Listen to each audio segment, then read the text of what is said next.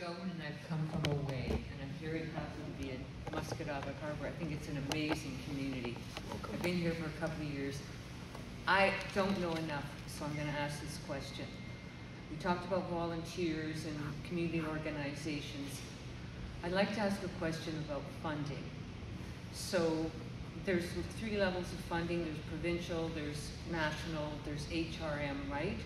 So the projects that are funded in HRM, one thing that's surfacing a lot is there are grants available for projects. So you got 1 year to do this, or you got 3 years, then you got to dismantle everything and start over again.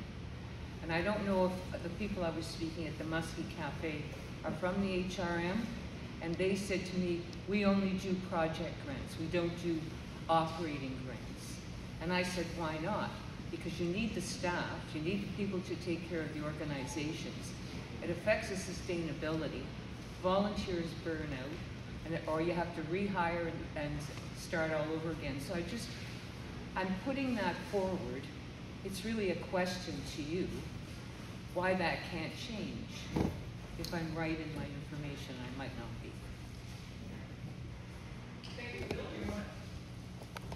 I see no reason why it can't change.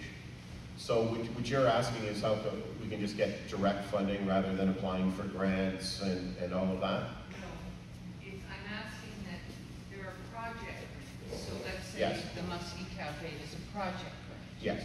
And it lasts, I don't know, 1 year, 2 years, then it's done. So they have to go back to square one and apply again. An activity that comes out. That's a whole different thing. That's not what happened there. There was leftover money, $61,000, and they used it for the cafe. Okay. And when that money was all gone, they had to apply somewhere else. Okay. So from a different source then. So that's, okay, that example then is not a good one, obviously. No. But there are other projects, and that's how it works.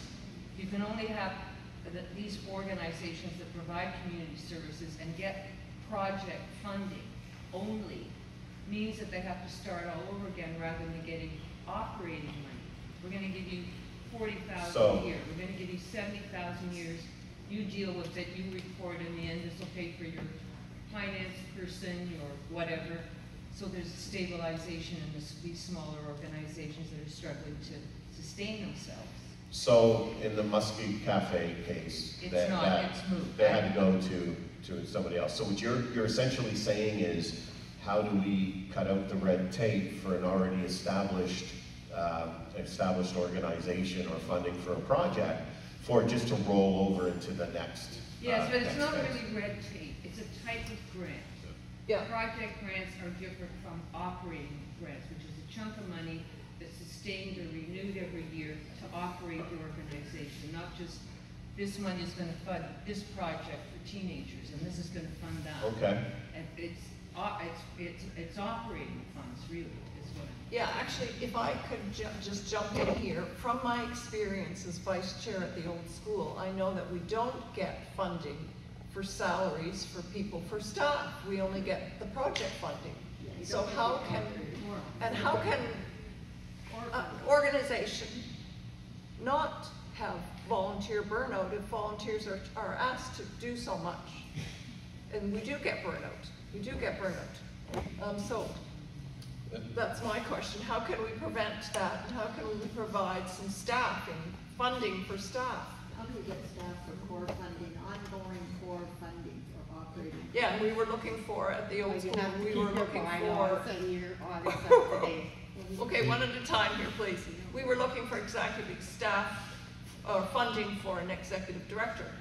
How would you provide funding for that and positions at other organizations? And I think I've lost track of.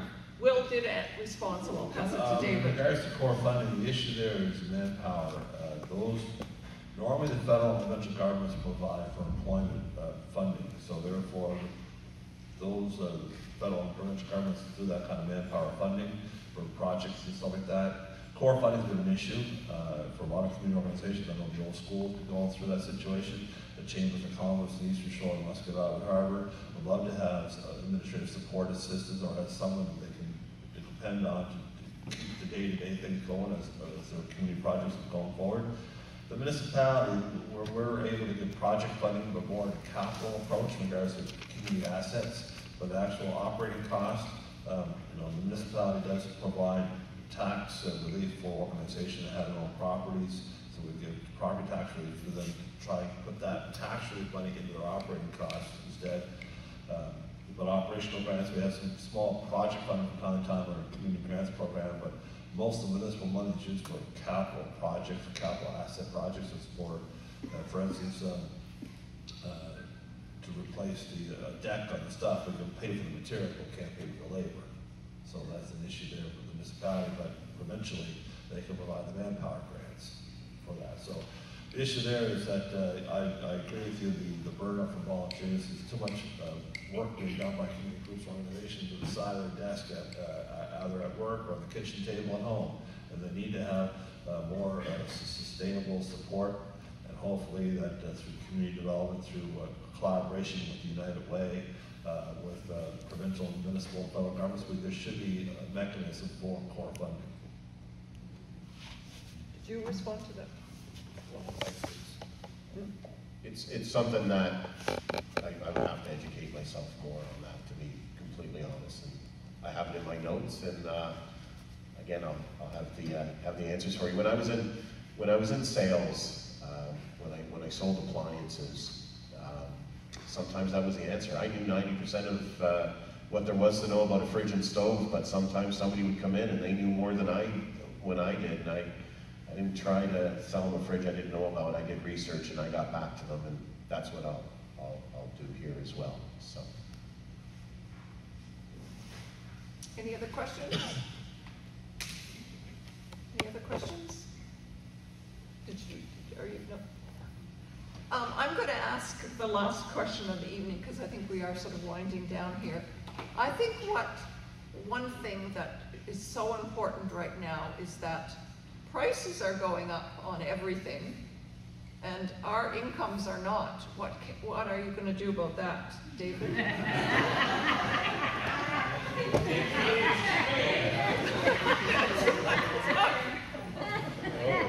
Well, if I was true, I'd be printing more money in the Bank of Canada.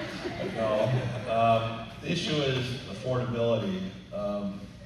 We're trying to make programs through dialogue with the province and through community organizations such as the United Way to have food security opportunities for those who can't afford to buy the proper amount of groceries. At least have some security programs for food security, the opportunities for food banks, community gardens. We're trying to incorporate some more community resiliency that way. We have community affordability programs for those who need access to transit or access to recreation planning. We have subsidy programs for that. Our property tax rebate programs based on income. We've had that ability there. I encourage everyone to apply who's applicable for it, utilize it, and also apply to the province for a portion of that rebate as well. And I can tell you one thing we brought in was the senior snow removal program a number of years ago. It's so successful, the program had to be almost double the budget. It went from $200,000 initially, now we're over $400,000 in the senior snow removal program.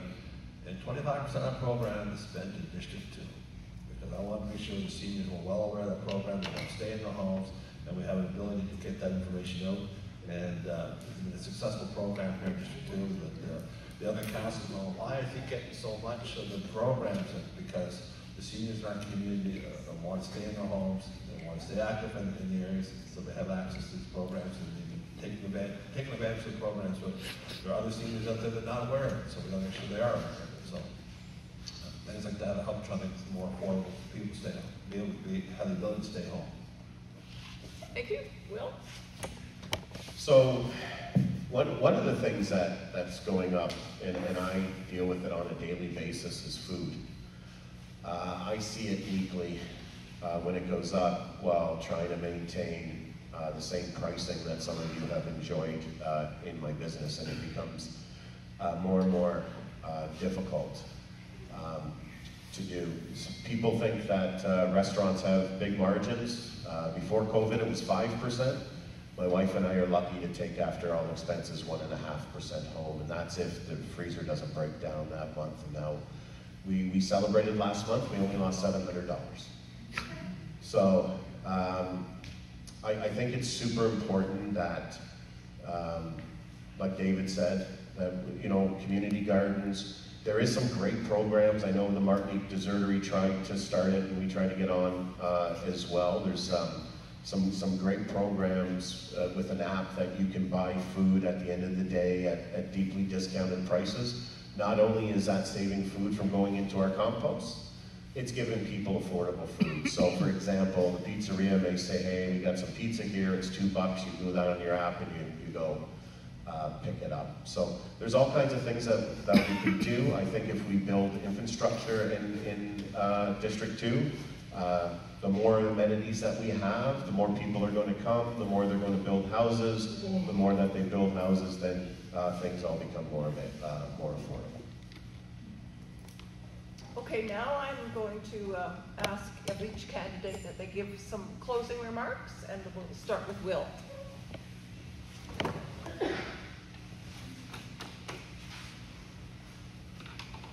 I think no matter where you put your, and I stated this online, and I really believe this, no matter where you put your X this election, you're not making a wrong choice.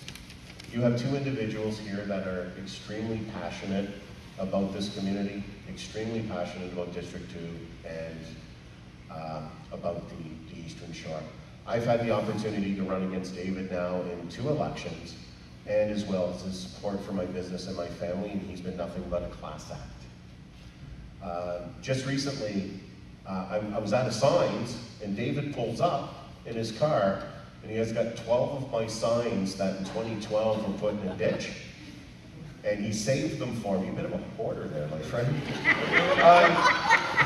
There was 5 signs. Was it 5? 5 signs. Yeah, I can't count. I'm teaching short. But anyways, he gave me 5 signs, gave them back to me, and that's just the class act that he is. I think when you're making your choice this time around, though, you're voting for status quo versus change. That's what you're voting for. I don't think, I mean, maybe I'm looking at myself with rose-colored glasses, but I don't think you're making a wrong choice in who you're voting for. Give us rain. Dave, thank you, Will.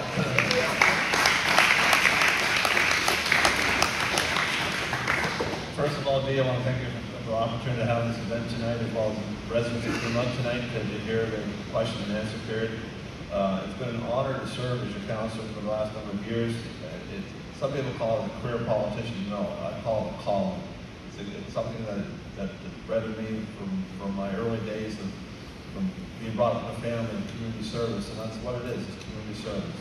And I believe that if you got my brochure in the mail yesterday or today, you'll see the accomplishments we've achieved to date, plus the challenges still before us. So I think it's important to keep a steady hand on the wheel to make sure we keep progressing forward on the issues that affect us in District 2.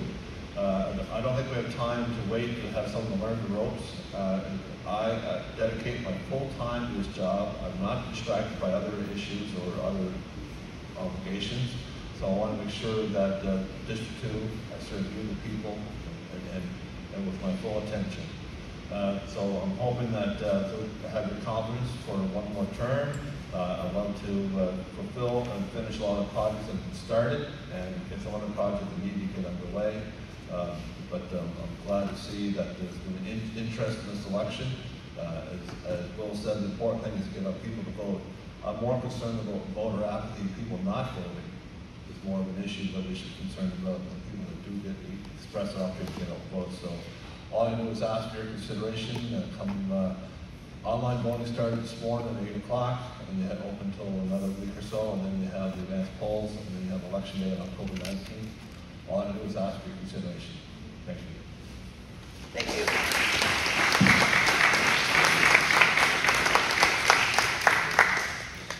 Thank you all very much. Thank you all for coming out. I hope we can be able to stay dry and get going home.